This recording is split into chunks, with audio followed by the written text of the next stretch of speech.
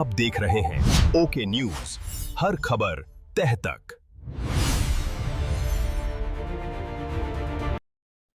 किसान नेता रमेश गोदारा ने संत रामपाल जी महाराज के बारे में क्या क्या बातें कही।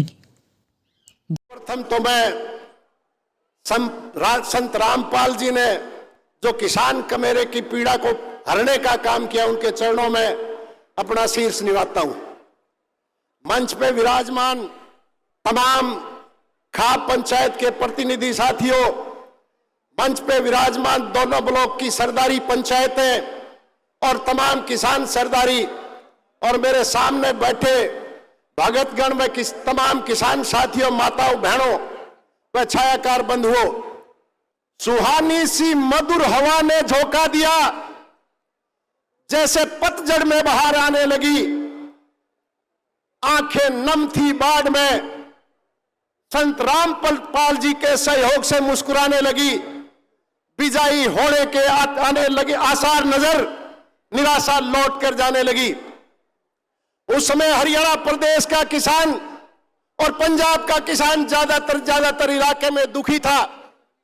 सारे के सारे प्रशासन और सरकार ने पल्ला झाड़ लिया था, किसान को उसके ऊपर छोड़ दिया था और किसानी पूरी की पूरी तबाही हो गई थी। उस समय संत रामपाल जी ने किसानों की पीड़ा हरने का काम किया और पानी निकाल करके किसान को जीवन देने का काम किया। आज तमाम के तमाम किसानों के मन में रामपाल जी के प्रति अगाध श्रद्धा बढ़ी है। मेरे से पूर्व वक्ता बहुत बार किसान को केवल मात्र अन्नदाता कह रहे थे। किसान केवल मात्र अन्नदाता नहीं है, किसान सर्वदाता है, किसान सब्जी दाता है, किसान फल दाता है, किसान औषधि दाता है, किसान दूध दाता है, डेयरी उत्पादन से दूध भी किसान पैदा करता है। तो इसलिए किसान सर्वदाता है।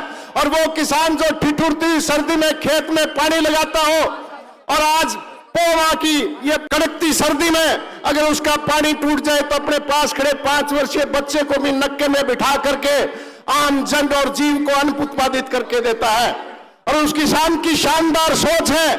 उस किसान का किसी एक संत ने कष्ट हरने का काम किया तो वो संत रामपाल जी है। और किसान उस सोच का धनी है। आज तो मैकेनिकल जमाना आ गया, ट्रैक्टर से, आधुनिक उपकरणों से खेती होगी। जब किसान खेती करता था, जब हम बुध को बावनी बिजाई शुरू करते थे और शुक्र को लावणी का काम करते थे, जब किसान बिजाई की शुरुआत करता था तो पहले दिन जब किसान खेत में हल जोड़ता था तो अपना बीजोटिया में से बीज निकाल करके माथे के लगा के कहता था, हे भगवान सबका देना, धी का देना, जानवर का देना, धी का देना, ध्यानी का देना, लोहार का देना, किनाई का देना, कुम्हार का देना, बढ़ई का देना, ब्राह्मण का देना, बेटी का देना, ध्यानी का देना, हे भगवान सबका देना। सबका मांगने वाले किसान की सुध बुध लेने का काम संत रामपाल ने किया है। इसलिए मैं कभी बहुत ज्यादा धार्मिक आयोजनों में हिस्सा नहीं लेता, लेकिन मेरे मन में भी उनके प्रति श्रद्धा बढ़ी कि मैं भी मेरी तरफ से उनके सम्मान में जाऊं, क्योंकि संत रामपाल ने किसान की पीड़ा हरने का काम किया है। आज साथियों एक बात और कहना चाहूंगा, जितने भी इतिहास के अंदर में इतिहास क्यों पढ़ाया जाता है कि अतीत की घटनाक्रमों को देख करके वर्तमान में हम ठीक निर्णय ले सके, ठीक सोच बना सके, ताकि समाज में ठीक बात फैले। इतिहास गवाह है, जिन जिन संतों ने, महात्माओं ने पोप और पाखंड का विरोध किया उनको सजा भुगतनी पड़ी। चाहे गुरु नानक देव जी ने पीड़ा भुगती, तेग बहादुर जी ने सर कटाने का काम किया। इसलिए आप लोगों को सजग होने की जरूरत है और सजगता के साथ में प्रचार और प्रसार करो।